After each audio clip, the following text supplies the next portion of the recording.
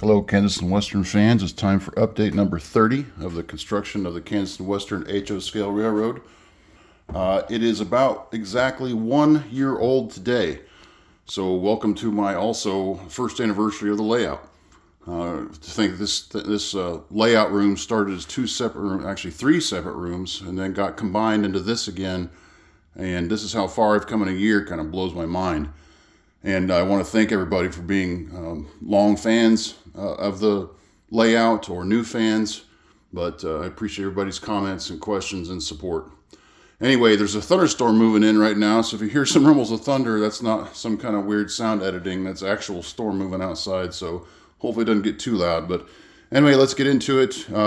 As always, we'll talk about the section that I worked on the last couple weeks per the vote. And then we'll do a full layout review for the new viewers and for everybody else to remember what all the selections are for this weekend's poll. Anyway, moving down here to the Royal Gorge route. As you can see down there at the end, I've got almost all the foam in place.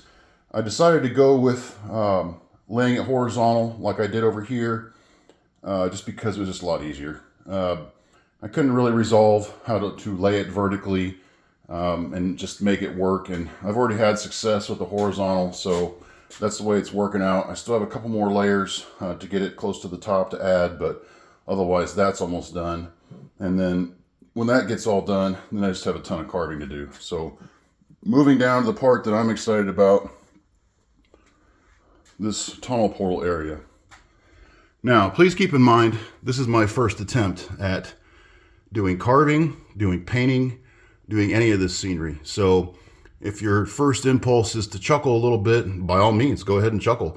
Because like I said, this is my first time. So I am interested in having some constructive criticism. People have had some great suggestions in the past. So if you have some more, I'm all ears. But this was definitely an adventure. Believe it or not, I painted this section 4 times. I started out with some black that you can see there because I thought I should prime it first. And then I went with a solid gray, and obviously that didn't look right. It wasn't until I actually started to refer to the photos that I have that I'm using for reference to get the colors right. And as you can see, this area of Colorado is pretty much tan, beige, earth tones. So once I figured that out and repainted, it looked a lot better. And you can see, quick comparison, photo, paint job, pretty good in terms of matching colors anyway. Otherwise, blending paint colors and all that, watched lots of videos, got some great recommendations. So that's my first attempt. Still lots of details to add. Obviously, I haven't got the foreground painted. I haven't quite decided what I'm going to do with that yet. I don't want it to be flat. You can see I've already dug a creek here that's going to come off of not really a waterfall. If you're familiar with, rock faces in the mountains, they often seep water from underground aquifers, whatever, even old snow melt. So that's what that's supposed to be. Not really a running water display, just kind of seeping out of the rock. I know I overdid the gray there. It's not going to be that wide, so I have to come back and touch that up. Plus I need to add like shrubs. I mean, you can see here, there's all kinds of small trees, shrubs, obviously lots of rocks and gravel closer to the water line and elsewhere. I have a lot of that. I just haven't messed with that yet because I want to make sure I'm happy with the paint colors first and how the rock face looks in general. But you can see how I molded it into the tunnel portal. I have to go back and clean some of those edges out where I got too much paint on the portal itself, since that's all supposed to be concrete. But I did have the presence of mind to go ahead and ballast inside the portal there just for a little ways, just for a viewer to see out here from the aisle that you can see there is ballast in there. And I just did some real quick dark gray paint on the rock face in there just so you can see it looks semi-realistic. And then what I did to kind of hide all that, I just put one of these pieces of landscape fabric up here, and then you can see what it looks like behind. I put a piece of masonite here just to kind of protect that wall. I didn't do a very good job of making the foam fit right up to the edge because that wasn't my concern at the time. I'm not sure what I'm going to do about that space. I think that's why I decided just to lay the landscaping fabric like this, because it just hides it. You don't really need to see back there anyway. That's not where the action is. And that was the same debate, I guess, about how high should I worry about modeling in general, because if people are starting to look up to this level, well, they're just going to see the lights, they're going to see the bench work. So why should I worry too much about making that perfectly looking back there? I mean, you can still see the bare masonite back there. I guess I just don't care. If you're looking up there, then I'm doing something wrong, because you should be looking down here. Anyway, spent a lot of my time the last 2 weeks just trying to do as good a job on that as I thought I could do for the time. I'm pretty happy with it, at least for now. I'm happy with it to the point where if I made all the rest of this look the same, I would be really happy with it, I think, at least for the time being. I can definitely see this being something that I pick at for a long time. Whether it's continuing to improve the carving or work on paint schemes, whatever, adding details. That's not something I knew going into this, because again, I have no experience, but once I started working on it, I really enjoyed working on it. It was a lot of fun, it was very relaxing, and it's something I look forward to doing for the rest of this area. But man, that's going to be a lot of paint and carving. So anyway, moving on. So as you can see, that's all I've gotten done for the most part here. This is going to be kind of a rock outcrop that's going to pop up on the other side of the tracks. I'm saving that for later. I just put a block there to kind of represent roughly how high it's going to be. On the prototype, there is a section where the train or the railroad tracks cut through the rocks, but it wasn't high enough to justify a tunnel. So they just kind of blasted all that out to make a little bit of a canyon, not a canyon, but just a cut, I guess. So that's what that's going to be. Down here in the bridge area, I decided to cheat. I know I had some conversations with folks about what to do about these bridge abutments, and I decided just to go with the Walthers. Once I found the double track version, it made it a lot easier. So I have those cut to size. I'm really getting close to being able to get those installed. I have to get the gaps filled there, get the cork put into place up to the edge of the bridge, track painted, mount it on these bridge ties. So I have to remove all those ties from the track there to mount it directly to the bridge deck and get that back up and running. So for now, no trains right now because there's no good track unless I want to run it underneath. And that reminds me, I promised a viewer who was curious where the track went when it goes in there. They obviously figured out that there are helices here. So there's one here, and then there's one over there. And then they both go to hidden staging underneath here. And you can see my switch machines that I unorthodoxly mounted on top just because it was easier. But I'll stick that in there. You can see it's a 5-track staging yard. And then when we get to the other side of the layout, I'll show you the other one. Just as a reminder, it's been a while since we talked about that. Anyway, otherwise, I also bought another little Walthers Roadway kit there. Not sure about it yet. It wasn't that expensive. I thought I would give it a try. Just have it laying out for right now.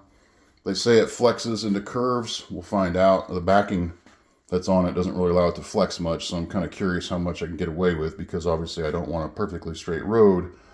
So we'll see. I'm not afraid to try hand building, I guess, a roadway. I've seen lots of methods that aren't too difficult, but since this was kind of low cost, I thought I'd at least give that a try. And that's about it for the Royal Gorge route. Bought a couple of these culverts. Probably put at least one in over here, maybe another one somewhere else. But anyway, that's what I got done for the last couple weeks. So moving on, we'll just do a brief tour of the layout for the pole for this weekend. Down here you have Canon City with its downtown waiting to be built, or at least part of it, and to fill out this Colorado rock and mineral industry over here, down here in this corner. And you got the Canon City Station for the Royal Gorge Railway, and that belongs to the Royal Gorge Railway for a repair shop for locomotives and passenger cars. Still probably going to get a couple more passenger cars, and then probably a B unit to go with this F unit, just because the prototype has, I think, 2 A units and a B unit, so I'll at least get a B unit.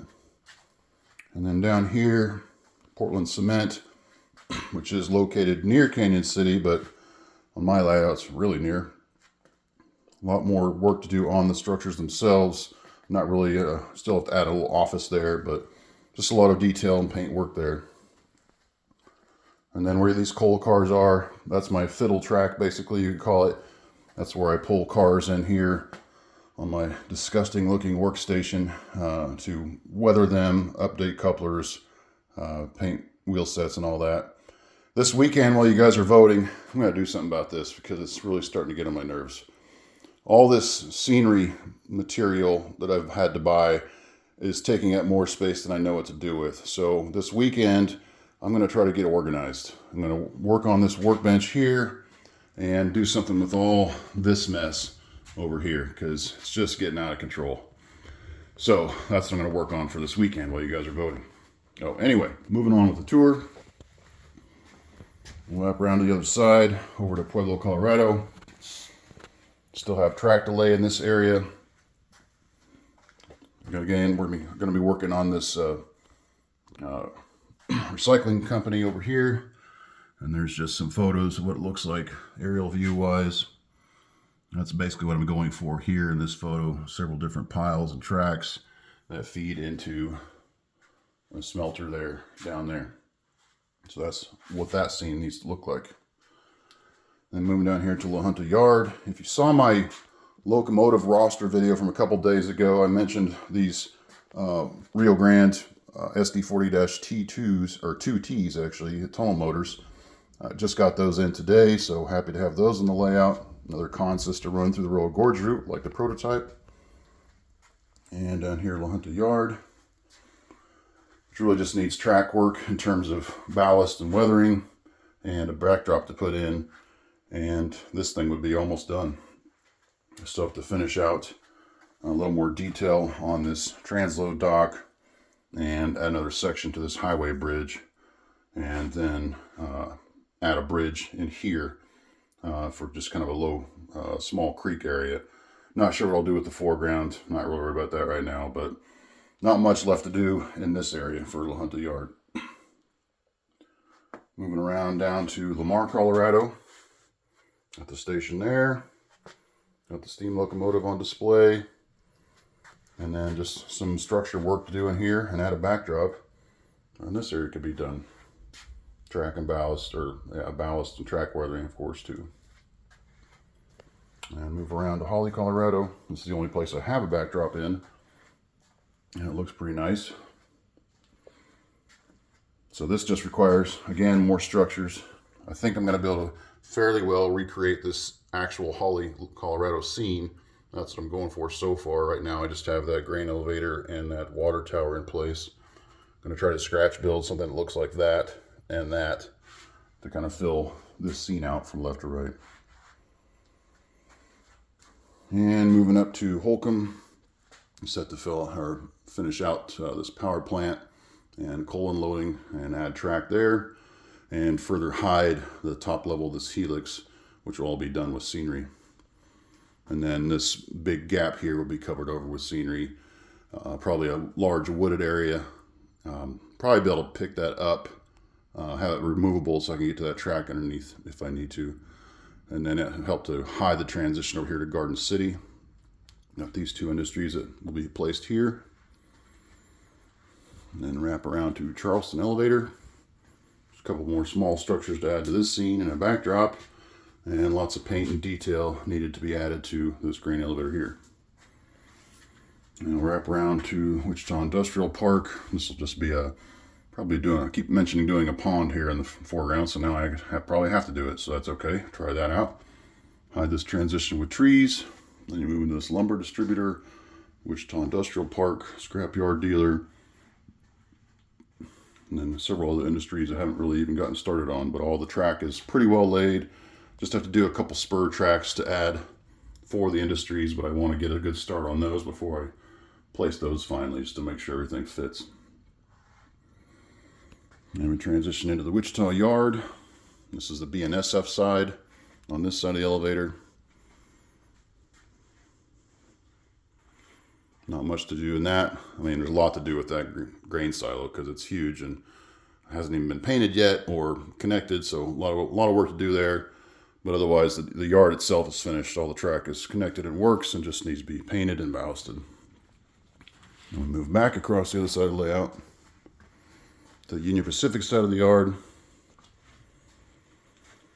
And then these tracks down here are storage and interchange tracks. So the 2 yards can work together.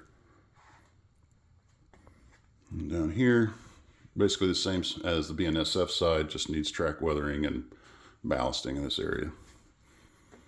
And then the Cargill plant there that will help hide the transition between the 2 yards and make it a little more difficult to see all the way down there. And then here we transition to Towanda, just a single main line that goes through town. And then into El Dorado. These are going to be part of an oil field area between Towanda and El Dorado. And that belongs down at the bottom, so don't worry about that. Mears Fertilizer. And then into El Dorado, where you have the Barsol chemical plant and BG products next to each other. And this is a small yard in El Dorado, which also helps to service the El Dorado refinery. Lots and lots of work to do on that. And these tracks won't be laid until I get a lot more structures complete, just to make sure again that everything fits. And then behind the refinery, you have the transition in front of the breaker box over to Union Tank Car. All this track is laid and works. I have all the main structures in place, probably add some smaller ones, but just all the structures are going to go over track replaced. Need to add a backdrop here in front of this window. And that is the extent of the layout. So anyway, super excited to see what you all come up with for a vote again this weekend. As always, the voting will conclude at midnight this coming Sunday, just so I have time to shoot a video on Monday to tell you all what I'm going to work on, what the winner of the vote was. Curious to see if you guys still want some more Royal Gorge work done, if you're getting bored with that and want to move on to something else. It doesn't make any difference to me. I've literally enjoyed every single poll result you guys have come up with. So keep it coming. Keep the questions and comments coming. I appreciate it all. And happy anniversary, Kansas and Western. Everybody have a great weekend.